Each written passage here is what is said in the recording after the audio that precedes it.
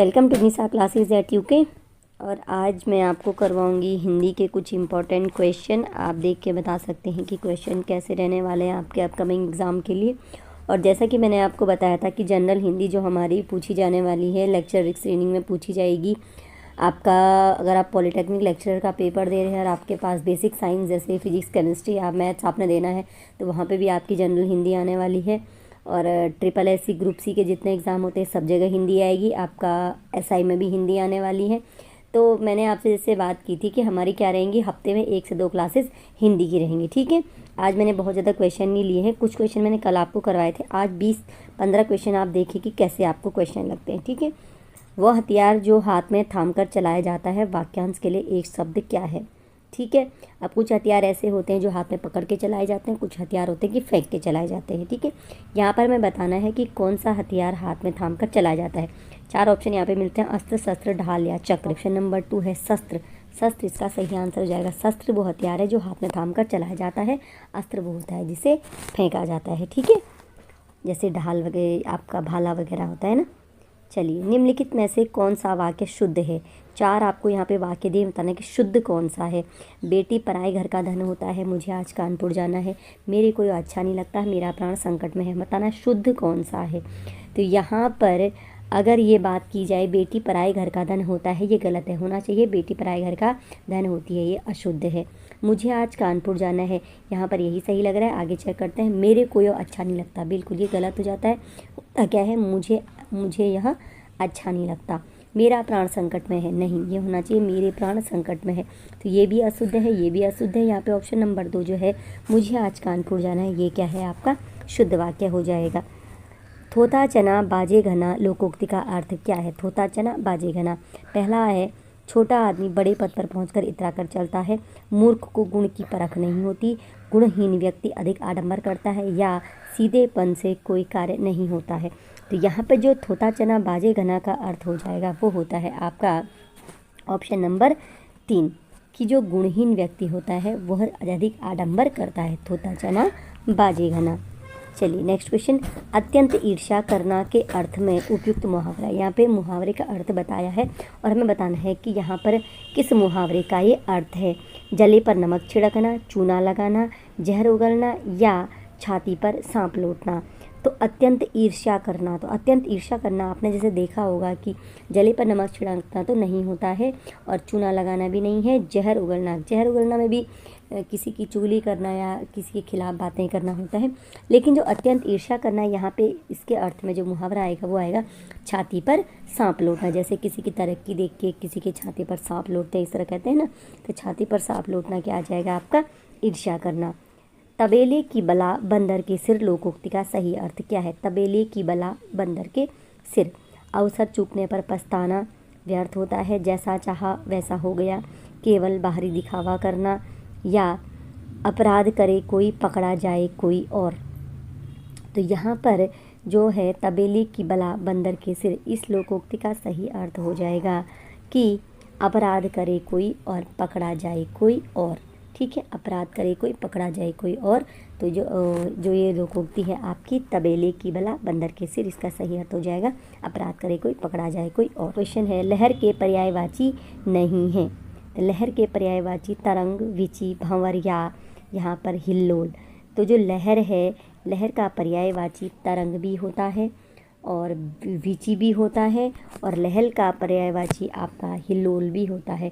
जो भंवर है वो लहर का पर्यायवाची नहीं होता है। तरंग, विची, हिल्लोल तीनों लहर के पर्यायवाची, भंवर उसका पर्यायवाची नहीं होता है। हाथ डालना मुहावरे का सही अर्थ क्या है। परेशान करना, चोरी करना, मारने का प्रयास करना या शुरू करना। तो जब कि ये बोलते हैं ना कि किसी काम में हाथ डाल दिया, यानी इस मुहावरे का सही अर्थ हो जाता है परेशान करना नहीं होता है, चोरी करना भी नहीं है और मारने का प्रयास करना भी नहीं है। तो इसका अर्थ है शुरू करना, किसी काम में हाथ डालना मतलब किसी काम को शुरू करना। अन्न जल पद में समास है। अन्न जल ये पद में समास कौन सा, अव्ययीभाव, द्विगु, कर्मधारय या द्वंद्व। हमारा क्वेश्चन क्या है, अन्न जल।